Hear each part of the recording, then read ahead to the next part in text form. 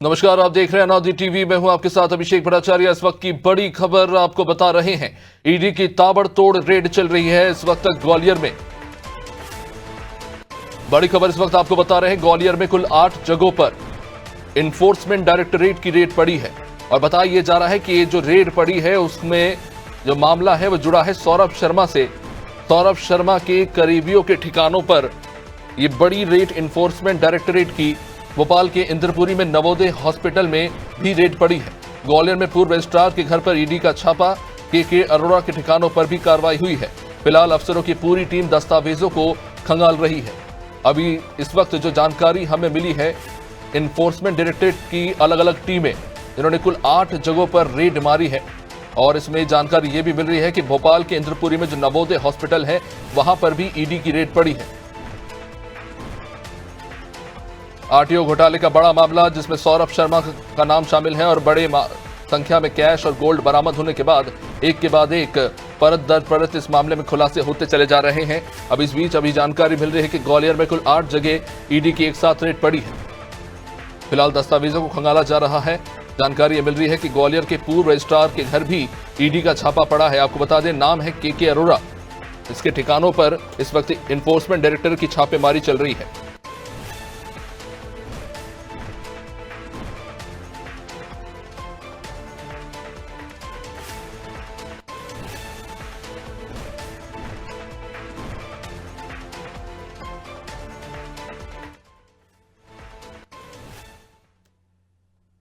तस्वीरें आपको दिखा रहे हैं। इन्फोर्समेंट डायरेक्टर की अलग अलग टीमों ने कुल 178 ठिकानों पर छापेमारी की है। ग्वालियर के साथ साथ भोपाल के इंद्रपुरी इलाके में भी नवोदय हॉस्पिटल के ठिकानों पर ईडी की रेड पड़ी है। सौरभ शर्मा के करीबियों पर शिकंजा कसने के लिए पूरी तरह से इन्फोर्समेंट डायरेक्टरेट जुटी हुई है। फिलहाल जानकारी मिल रही है कि जिन ठिकानों पर ईडी ने छापेमारी की है वहां से मिले दस्तावेजों को फिलहाल ईडी की टीम जो है खंगाल रही है।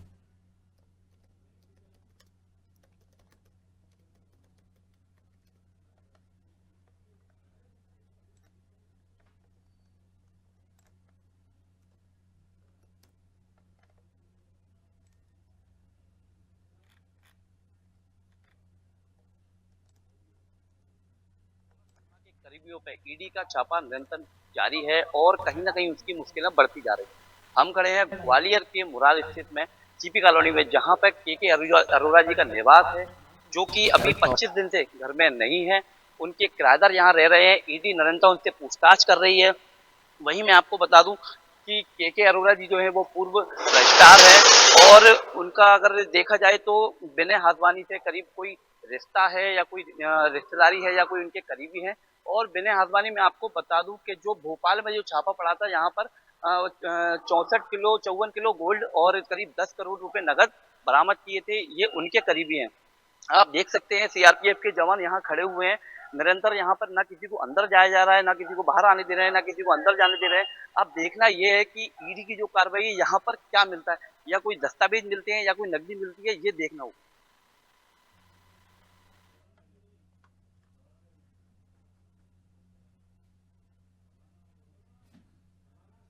चलिए, राजधानी भोपाल से शबाना इस वक्त हमारे साथ जुड़ चुके हैं। शबाना, राजधानी भोपाल में भी ईडी की लगातार छापेमारी चल रही है, इंद्रपुरी में कार्रवाई हो रही है। इस वक्त क्या कुछ अपडेट आपके पास?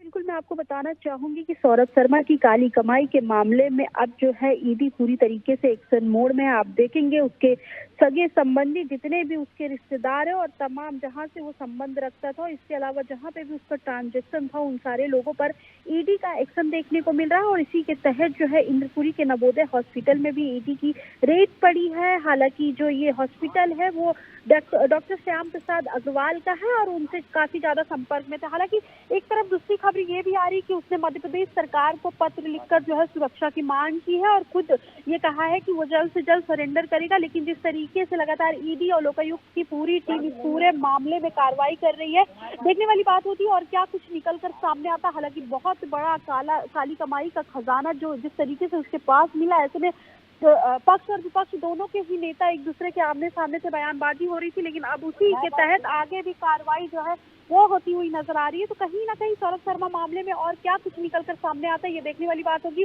हालांकि ग्वालियर और मध्य प्रदेश की राजधानी भोपाल समेत तमाम जगहों पर ईडी इस पूरे मामले में एक्शन मोड में नजर आ रही है, और क्या कुछ निकलता है ये देखने वाली बात होगी। इसके अलावा किन किन लोगों के नाम खुलकर सामने आते हैं ये भी देखने वाली बात होगी। निश्चित रूप से शिवाना, बहुत बहुत शुक्रिया। तो दस्तावेज खंगाले जा रहे हैं, अब इन कार्रवाई के बाद क्या कुछ निकलकर सामने आता है जाहिर तौर पर देखना काफी दिलचस्प होगा, क्योंकि हाल फिलहाल में जो कार्रवाई हुई है उसके बाद बहुत बड़े बड़े खुलासे इस घटना को लेकर अब तक हुए।